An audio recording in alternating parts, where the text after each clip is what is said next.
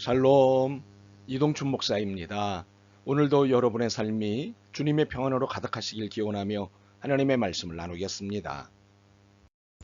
오늘 주시는 말씀은 마태복음 14장 22절에서부터 33절의 말씀입니다. 예수께서 즉시 제자들을 재촉하사 자기가 무리를 보내는 동안에 배를 타고 앞서 건너편으로 가게 하시고 무리를 보내신 후에 기도하러 따로 산에 올라가시니라. 저물매 거기 혼자 계시더니 배가 이미 육지에서 수울이나 떠나서 바람이 거스름으로 물결로 말미암아 고난을 당하더라. 밤 사경에 예수께서 바다 위로 걸어서 제자들에게 오시니 제자들이 그가 바다 위로 걸어오심을 보고 놀라 유령이라 하며 무서워하여 소리 지르거늘 예수께서 즉시 이르시되 안심하라 나니 두려워하지 말라. 베드로가 대답하여 이르되 주여 만일 주님시거든 나를 명하사 물 위로 오라 하소서 하니 오라 하시니 베드로가 배에서 내려 물 위로 걸어서 예수께로 가되 바람을 보고 무서워 빠져가는지라 소리질러 이르되 주여 나를 구원하소서 하니 예수께서 즉시 손을 내밀어 그를 붙잡으시며 이르시되 믿음이 적은 자여 왜 의심하였느냐 하시고 배에 함께 오름에 바람이 그치는지라 배에 있는 사람들이 예수께 절하며 이르되 진실로 하나님의 아들이로소이다 하더라. 아멘. 마태복음 14장 22절로부터 33절 말씀을 본문으로 신앙의 인생에서 만나는 풍랑은 이라는 제목으로 말씀을 나누도록 하겠습니다.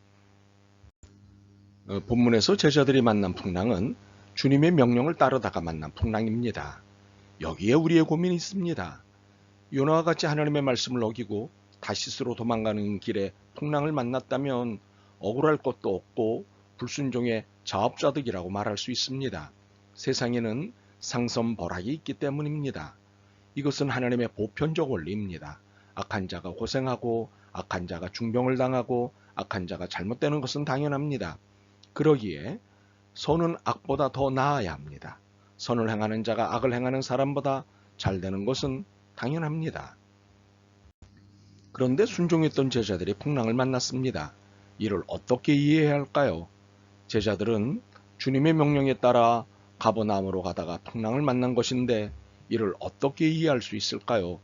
불량한 자가 중병을 만나거나 고생하는 것은 그의 죗값이라지만 진실한 성도가 공경을 만나 애타하는 것은 어찌 이해해야 할까요?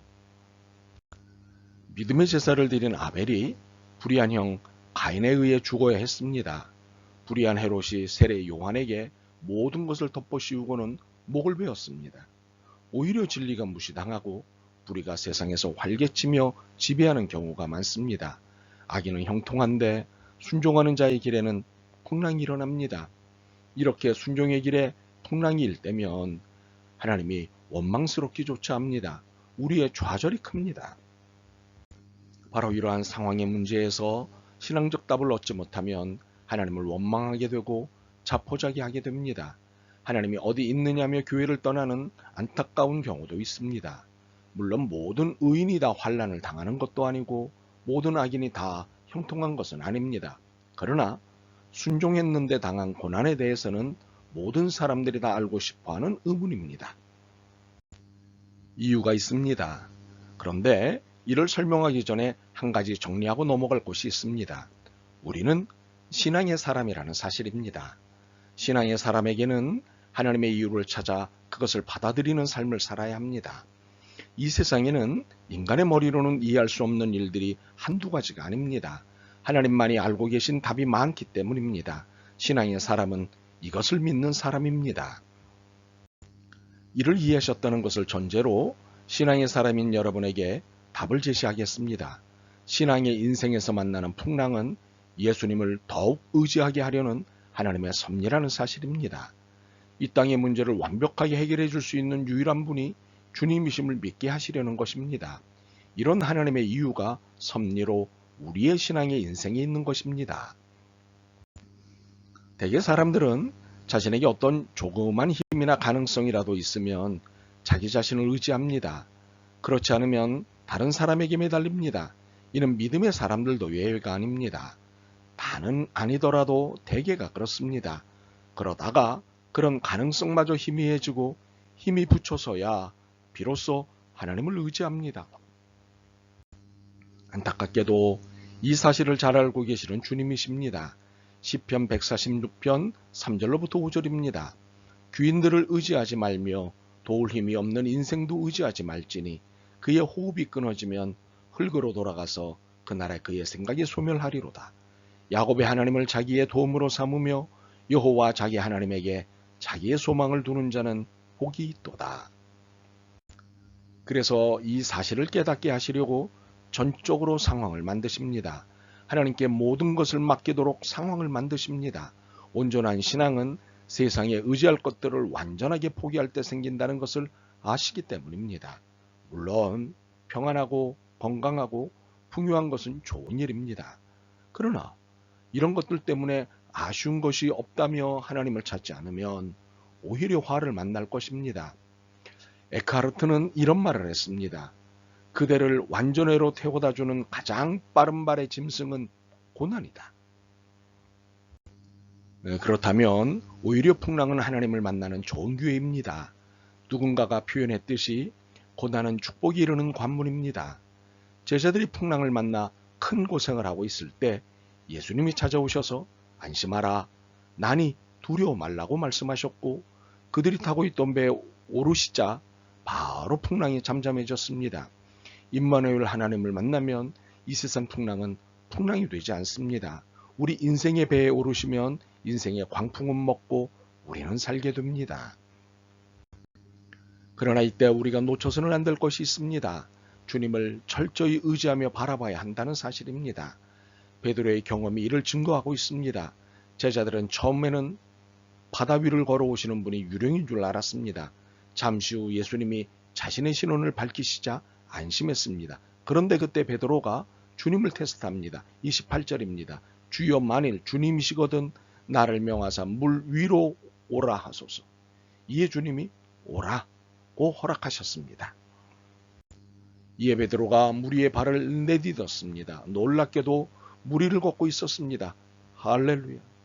그런데 잠시 후 앞에서 불어오는 바람에 시선과 마음을 빼앗기자 그만 발이 물에 빠져들기 시작하였습니다. 이렇게 의심은 두려움을 가져왔고 그와 예수님 사이를 점점 갈라놓기 시작했습니다. 두려움 가득한 목소리로 베드로가 외칩니다. 주여 나를 구원하소서. 예수님이 그를 구원해 주시며 말씀하셨습니다. 믿음이 작은 자여 왜 의심하였느냐. 그렇습니다. 전능하신 주님을 의심하면 베드로처럼 물에 빠져 허우적대는 인생을 살 수밖에 없습니다.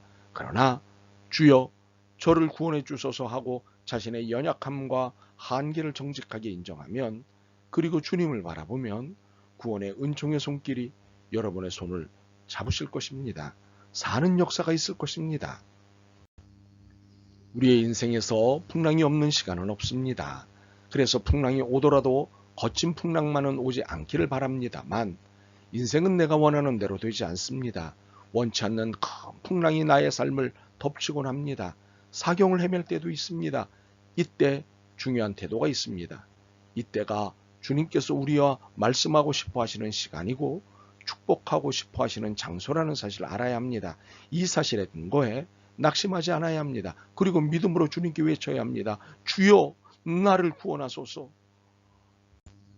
무엇보다 우리가 절대 잊지 말아야 할 것이 있습니다. 인생의 풍랑을 만났을 때 그 현장에 우리가 혼자 있는 것이 아니라는 사실입니다. 우리와 말씀하고 싶어 하시고 축복을 주고 싶어 하시는 주님이 계십니다. 그러므로 너희는 마음에 근심하지 말라. 하나님을 믿으니 또 나를 믿으라는 요한복음 14장 1절의 말씀을 붙잡길 바랍니다. 그래서 주님을 의지하는 중에 풍랑 속에서 건짐을 받고 평화를 누리시기를 기도합니다. 아멘. 주님, 인생에서 풍랑을 만날 때마다 삶을 저주했고 주님을 원망했습니다. 그런데 오늘 말씀을 들으며 깨달았습니다. 우리에게 하고 싶으신 말씀, 주고 싶으신 은혜가 있어서 풍랑을 통해 말 걸게 하심인 줄 깨달았습니다. 풍랑 가운데 계신 주님을 노래하게 하옵소서. 예수 그리스도의 이름으로 기도드립니다. 아멘.